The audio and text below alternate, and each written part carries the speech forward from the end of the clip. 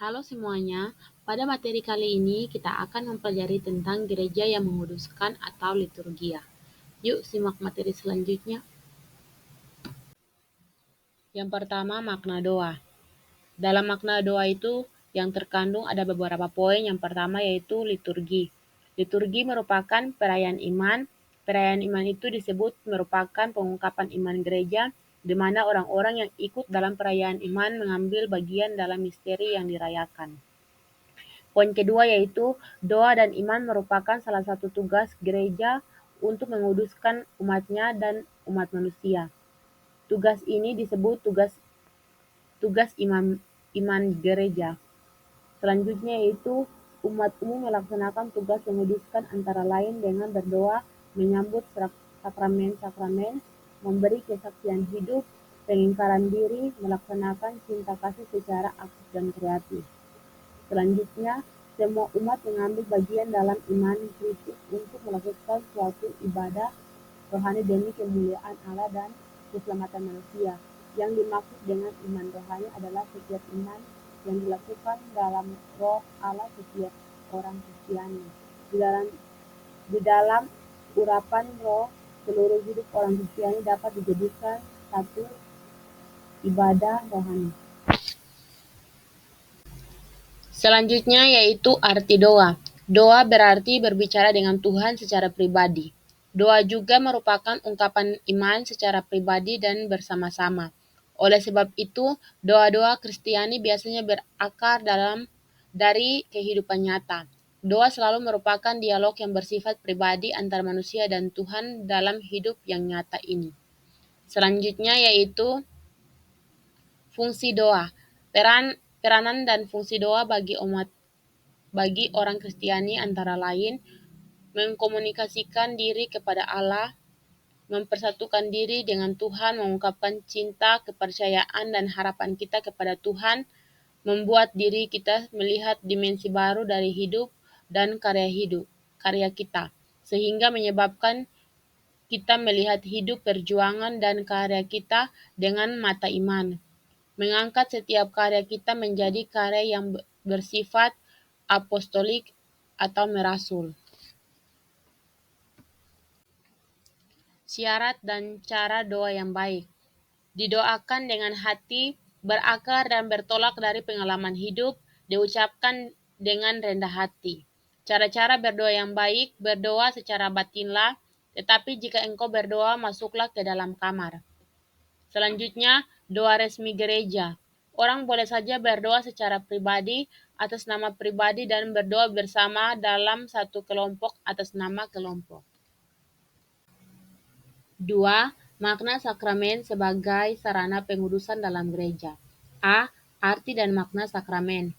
Sakramen berasal dari kata masterion dalam bahasa Yunani yang dijabarkan dengan kata masterium dan sasmertum atau dalam bahasa Latin. Sasmertum dipakai untuk menjelaskan tanda yang kelihatan dari kenyataan keselamatan yang tak kelihatan yang disebut sebagai masterium. Kitab suci menyampaikan dasar pengertian sakramen sebagai misteri atau masterium, kasih Allah yang diterjemahkan sebagai rahasia yang tersembunyi dari abad ke abad. Karena sakramen sebagai tanda dan sarana keselamatan, maka menerima dan memahami sakramen hendaknya ditempatkan dalam kerangka iman dan didasarkan kepada iman. Makna sakramen dalam gereja Katolik mengandung dua unsur hakiki, yaitu yang pertama, forma, artinya kata-kata yang menjelaskan peristiwa ilahi. Yang kedua, materia, artinya barang atau tindakan tertentu yang kelihatan. Asal-usul tanda atau simbol sakramental berasal dari ciptaan cahaya, air, api, roti, anggur, minyak, dan yang lain berasal dari kehidupan sosial, mencuci, mengurapi dengan minyak, memecah roti, dan beberapa yang lainnya. Lagi yang berasal dari sejarah keselamatan dalam Perjanjian Lama atau ritus Paskah, korban, penumpangan tangan, pengudusan. Tanda-tanda ini yang bersifat normatif dan tak berubah, diambil oleh Kristus dan dipakai untuk tindakan penyelamatan dan pengudusan. C. Sakramen-sakramen mengungkapkan karya Tuhan yang menyelamatkan.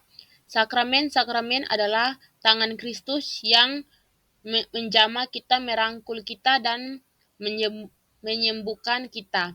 Meskipun yang tampak dari mata kita yang bergaun di telinga kita hanya hal-hal atau tanda-tanda biasa, namun Kristuslah. 3. Pembagian sakramen-sakramen gereja. Yang A. Sakramen inisiasi Kristen. B. Sakramen-sakramen penyembuhan. Yang keempat, ketujuh sakramen. Sakramen pembaptisan atau permandian. B. Sakramen penguatan. C. Sakramen ekaristik. D. Sakramen tobat. E. Sakramen pengurapan orang sakit. F. Sakramen tabisan atau iman. G. Sakramen perkawinan.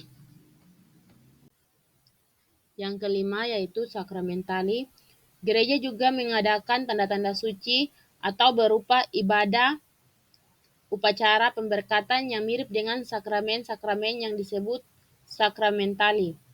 Berkat tanda-tanda suci ini, berbagai buah rohani ditandai dan diperoleh melalui doa-doa permohonan dengan perantara gereja.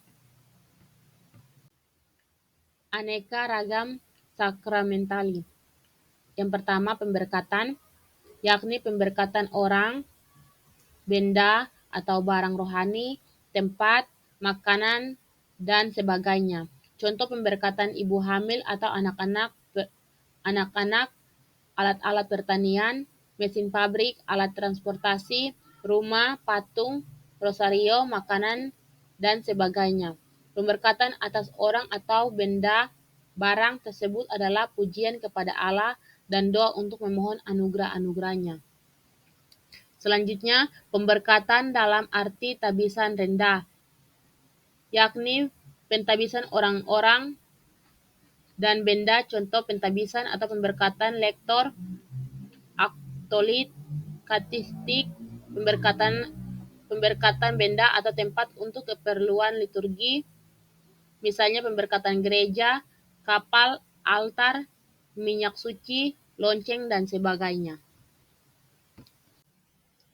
Sekian materi tentang gereja yang menguduskan atau liturgia, dan terima kasih.